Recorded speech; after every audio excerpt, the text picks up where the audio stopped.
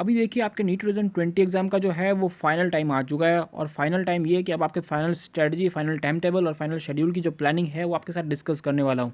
जिससे ये हो सकेगा कि आप एटलीस्ट 580 मार्क्स को सिक्योर कर सकूँ। इस पूरी प्लानिंग को अच्छे से देखिए, फिर आपका सिलेक्शन कोई नहीं रोक सकता। अब देखिए सबसे पहले आप 25 से 30 डेज़ का आप एक टारगेट बना लीजिए कि इतने दिन आपको पढ़ना है और उसके अंदर आपको ये सारी चीज़ें करनी जो कि मैं आपको बताने वाला हूँ। अब सबसे पहले बात करते हैं टारगेट्स की। देखिए हमारे पास 5 टारगेट्स होंगे, 5 टारगेट्स, जिनको अगर आप अच्छे से फॉलो करोगे तो आपके सारे काम बन जाएँगे।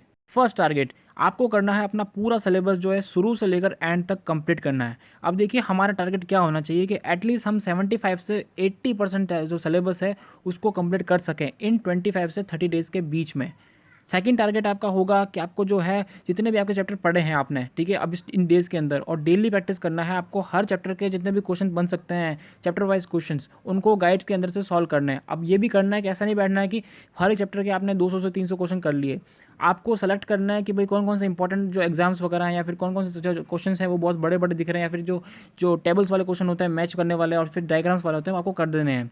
उसके बाद में आपका थर्ड पॉइंट आता है और वो थर्ड टारगेट है आपका रिवीजन। आपको डेली रिवाइज करना है, जो भी आपने सुबह पढ़ा है आपको डेली रात को या फिर शाम को रिवाइज कर लेना है, या फिर आप कर सकते हो कि मॉर्निंग के अंदर रिवाइज कर सकते हो। स्पेशली मैं आपको बोल रहा हूँ कि organic chemistry, inorganic chemistry and biology, इसके अंदर रिवाइज करना बहुत ज़रूरी है। देन आता है आपका फोर्थ टारगेट, टारगेट नंबर 4। आपको करना है प्रीवियस ईयर के क्वेश्चन जो है सॉल्व। इसके अंदर आपका आएगा एआई पीएमटी जो कि आपको नीट है अब, और एआई ट्रिपल ई जो कि अब जेईई मेंस है। इन दोनों के क्वेश्चन आपको सॉल्व करना है 2005 से लेकर। स्पेशली मैं आपको बोल रहा हूँ कि अगर आपकी फिजिक्स थोड़ी सी कमज़ोर है तो आप 2005 से लेकर 2010 तक के जो एआई ट्रिपल ई के क्वेश्चन हैं उनको अगर अच्छे से कर दोगे, ठीक है, वहाँ पर बहुत सारे क्वेश्चन होते हैं, 75 क्वेश्चन होते हैं, कभी कभी 65 होते हैं, और जो जैसे जैसे आप ऊपर आते जाओगे आपको एक एग्जाम के अंदर 30 क्वेश्चन ही मिलेंगे। तो आप उन क्वेश्चन को सॉल्व करोगे तो आपकी फिजिक्स जो है बहुत ही अच्छी हो जाएगी। देन आपके जो ए ट्वेंटी क्वेश्चन है आप करते जाइए, उसके पूरा पेपर आप सॉल्व कर दीजिए। देन आपको आना है एम्स के पेपर्स के ऊपर, ठीक है। अब एम्स के पेपर्स के ऊपर आपको करना क्या है कि आपको जो एसर्शन एंड रीजन वाले क्वेश्चन है उनको अभी नहीं करना है, ठीक है, उनको हम बाद में एक स्ट्रेटेजी बनाएंगे। अभी आपको क्या करना है कि आपको जो फिजिक्स केमिस्ट्री या बायोलॉजी क्वेश्चन है आपको वो सॉल्व कर देना है। देन आपका जो एक इंपॉर्टेंट बात मैं आपको बताने जा रहा हूँ जहाँ से आपको बहुत ज़्यादा हेल्प होगी, आपको उठाने हैं पिछले लास्ट ईयर के जो लास्ट 10 ईयर्स के जो आईआईटी जेई या जो जेई एडवांस होता है उनके क्वेश्चंस को उठाना है, उनके पेपर्स को उठाना है। आप चाहे कर सकते हो कि पीडीएफ डाउनलोड कर सकते हो स्टडीपीडिया से, या फिर कहीं और से लेके आ सकते हो, या फिर कोई बुक को परचेज कर सकते हो। आपको करना ये है कि उसके जितने भी तो थ्योरेटिकल क्वेश्चंस हैं, देखिए थ्योरेटिकल क्वेश्चंस, मैं आपको जो भी न्यूमेरिकल क्वेश्चन है उसको सॉल्व करने के लिए नहीं बोल रहा हूँ। जितने भी थ्योरेटिकल क्वेश्चन हैं उनको अच्छे से समझना है, उनके पीछे के कॉन्सेप्ट को समझना है और उसको याद भी करना है। और मोस्ट इंपॉर्टेंट ये है कि अगर कोई ग्राफिकल क्वेश्चन है जिसके अंदर बहुत सारा डेटा दे गया हो तो उसको अच्छे से समझना है। पाँचवा और आपका लास्ट टारगेट होगा, वो होगा आपको जितने भी माइनर टेस्ट हैं, माइनर टेस्ट जिससे के अंदर आपके जितने भी आपने चैप्टर्स पढ़े हैं वो आपके कंप्लीट हो जाएंगे और आपको देने होंगे माइनर टेस्ट। आप कोशिश कीजिए कि माइनर टेस्ट के अंदर आप क्वार्टर और हाफ वाले जो पेपर्स होते हैं उनको अगर दें तो आपका टाइम बच सकता है। और ये पेपर आपको कहाँ मिलेंगे, कैसे रेडियो के मिलेंगे, आप एलएनए आकाश के पेपर्स दे सकते हो। और सारे पेपर्स के जो सॉल्यूशन है वो आपको सॉल्यूशन हो, पेपर हो, सारे जो पीडीएफ्स वगैरह हो, आपको स्टडीपीडिया की जो वेबसाइट है या फिर ब्लॉग है वहाँ पर आपको मिल जाएगा। तो इस वीडियो का और आपकी स्ट्रैटेजी का हाफ पार्ट यानी आधा पार्ट हो चुका है और इसके अंदर हमने 5 टारगेट्स की बात की। अब हम बात करेंगे टाइम टेबल की। सबसे पहले बात करते हैं आपके सोने के टाइम की, जो कि होगा 10:30 से लेकर 11 बजे के बीच। देन बात करते हैं आपके उठने की, तो वो हो जाएगा आपका सुबह के 6 बजे। देखिए मैंने आपकी स्टडीज़ को अभी जो है डिवाइड किया है, स्टडी नंबर 1, 2, 3, 4, 5। अब देखिए आप थ्योरी पढ़ने के लिए 3 घंटे दे सकते हो बायोलॉजी के अंदर, या फिर 2 घंटे दे सकते हो। ऐसे आप फिजिक्स केमिस्ट्री के अंदर भी कर सकते हो, और जो क्वेश्चन प्रैक्टिस का भी टाइम आप दे सकते हो। अब देखिए इसके अंदर फिक्स करने की ज़रूरत नहीं है, ठीक है, किसी भी शेड्यूल को फिक्स करने की ज़रूरत नहीं, जितना टाइम आपको रिक्वायरमेंट हो उसके हिसाब से आप टाइम दे सकते हो। तो स्टडी नंबर 1 स्टार्ट होता है 6:30 AM से लेकर 9 AM तक। देन आपका ब्रेकफास्ट होता है 9 AM से लेकर 9:30 AM। Then study number 2 9:30 AM से लेकर 1 PM, ठीक है, 1 PM। लंच होता है आपका स्टार्ट 1 PM से लेकर 2:30 PM। देन स्टडी नंबर 3 होता है 2:30 PM से लेकर 5 PM। देन टी होता है 5 PM से लेकर 5:30 PM। Then study number 4 5:30 PM से लेकर 8:30 PM। देन होता है डिनर 8:30 PM से लेकर 9:30 PM। Then last study number 5 9:30 PM से लेकर 10:30 PM। अब देखिए पूरा टाइम टेबल डिस्कस मैंने कर लिया। अब देखिए इसके अंदर आपका जो स्टडी टाइम जो टोटल होता है वो होता है 12.5 घंटे, यानी 12 आवर्स एंड 30 मिनट्स, जो कि बहुत ही आइडियल सिचुएशन है या फिर आइडियल टाइम है। देखिए अगर आप 7 से 8 घंटे पढ़ते हो तो उसके अंदर इनफ नहीं हो पाता है कि आप 550 या फिर 500 प्लस भी आप स्कोर कर पाओ। हो सकता है कि आप कर जाओ, लेकिन बहुत ज़्यादा मार्क्स आपको चाहिए होंगे तो आपको ज़्यादा स्टडी करना पड़ेगा। लेकिन ऐसा भी नहीं है कि आप 15 घंटे से बहुत ज़्यादा पढ़ो और फिर अपनी हेल्थ के ऊपर अपना इफेक्ट डाल पड़ो, जिससे कि आपकी जो अच्छे से पढ़ाई ना हो पाए। देखिए इसके अलावा बहुत सारे एक्सक्यूज़ होते हैं कि मैं ये नहीं कर पाता, वो नहीं कर पाता, मुझसे ये नहीं हो पाता, मुझसे स्टडी में मन नहीं लगता, ठीक है। ये बहुत सारी चीज़ें आएँगी आपको स्टडी से रोकने के लिए, क्योंकि देखिए आपका सिलेक्शन एक बहुत बड़ी चीज़ है, बहुत बड़ा अचीवमेंट है।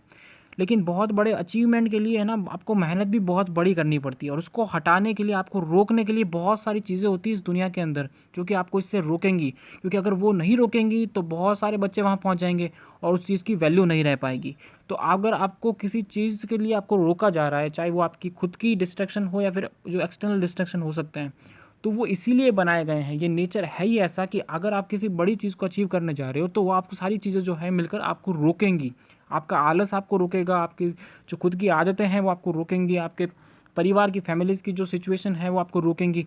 लेकिन आपको रुकना नहीं है, आपको आगे बढ़ना है, आपको डॉक्टर बनना है, आपको एग्ज़ाम को क्रैक करके ही रहना है। आपको टाइम को दिमाग में नहीं रखना है कि टाइम बहुत कम है, टाइम एग्ज़ाम कब होगा, अभी हम लॉकडाउन में हैं, अभी पढ़ाई नहीं हो रही है, अभी मैं टीचर को कैसे डाउट पूरा करूँ, क्या मैं वो कर सकता हूँ, क्या मैं ये कर सकता हूँ। बहुत सारे जो क्वेश्चंस हैं वो माइंड के अंदर आएँगे। ऐसा करना चाहिए, वैसा करना चाहिए, वो क्वेश्चन सॉल्व करना चाहिए। सारे बच्चे कितना पढ़ रहे होंगे, मैं नहीं पढ़ रहा, मेरी पढ़ाई नहीं हो पा रही, मेरा फिजिक्स का कैसे होगा, मुझे बायो अच्छे से याद नहीं रहता, मुझे वो नहीं होता। बहुत सारी प्रॉब्लम्स होती है, ठीक है, बहुत सारी प्रॉब्लम्स होती है, लेकिन आपको इन सभी प्रॉब्लम को टैकल करके आगे निकलना ही पड़ेगा, तभी आपका सिलेक्शन हो पाएगा। इस सिलेक्शन को लोगे तभी आप कुछ बड़ा कर पाओगे, और बड़ा करने का टाइम जो है अभी आपके पास है। गॉड ने, ऊपर वाले ने आपको ये टाइम दिया है, ये लॉकडाउन का टाइम दिया है, ये एक्स्ट्रा टाइम दिया है, इसके अंदर आप कुछ बड़ा कर सकते हो। अगर अभी तक आपने कुछ बड़ा नहीं किया, अगर आपने अच्छे से पढ़ाई नहीं की है, तो आपके लिए बहुत ही बोनस, बहुत ही गोल्डन टाइम है। अगर अभी आप कर लोगे तो आप फ्यूचर में याद रखोगे कि मैंने उस टाइम कर लिया था। लेकिन अगर आप नहीं कर पाओगे तो आप हमेशा याद रखोगे कि मैं उस टाइम कर सकता था, मैं नहीं कर पाया। अब ये हो गया आपका स्ट्रेटेजी नंबर 1, जिसके अंदर आपने अपना सिलेबस किया, थोड़ा बहुत रिवीजन किया, चैप्टर वाइज क्वेश्चन किए, माइनर टेस्ट दिए। लेकिन आपके मन में कोई डाउट आ रहा होगा कि मैंने फुल सिलेबस के जो टेस्ट होते हैं वो नहीं दिए, और जो फुल सिलेबस का जो एक बार रिवीजन होता है वो नहीं किया। तब आ गया उसका आपका टाइम। देखिए आपका एटलीस्ट 25 से 30 दिन के अंदर आपका स्ट्रेटेजी नंबर 1 जो है वो फॉलो हो जाएगा। सेकंड के अंदर आपको ये करना कि देखिए आपके एग्जाम के लिए आपको, देखिए अगर आप जून तक ये चीज़ कर लेते हो तो भी आपके पास 1 से 1.5 हफ्ते बचते हैं, और किसको मालूम है कि अभी जो एग्ज़ाम है वो जुलाई तक भी जा सकता है। तो आपको ये करना है कि उसके बाद में 1 वीक का या फिर 1.5 वीक, 2 वीक का जो है एक और चीज़, एक और टारगेट आपको रखना है। आपको ये करना है कि 7 से 8 दिन के अंदर आपको प्रिपेयर होना है। अगर जून मिड के अंदर एग्जाम हो जाता है तो आप प्रिपेयर हो सकते हो। अब आपको ये करना है कि ये 30 दिन खत्म होने के बाद में आपको ये करना है कि आपके पास 2 मेजर टारगेट होने चाहिए कि मुझे कम से कम एटलीस्ट मुझे जो है 8 यानी 8 जो है वो मेजर टेस्ट यानी फुल सिलेबस के टेस्ट देने हैं। अगर आपके पास टाइम और भी कम है तो आप ये कर सकते हो कि एक सुबह दो, एक शाम दो, या फिर एक दोपहर को दो, या रात को दो, ऐसा भी कर सकते हो।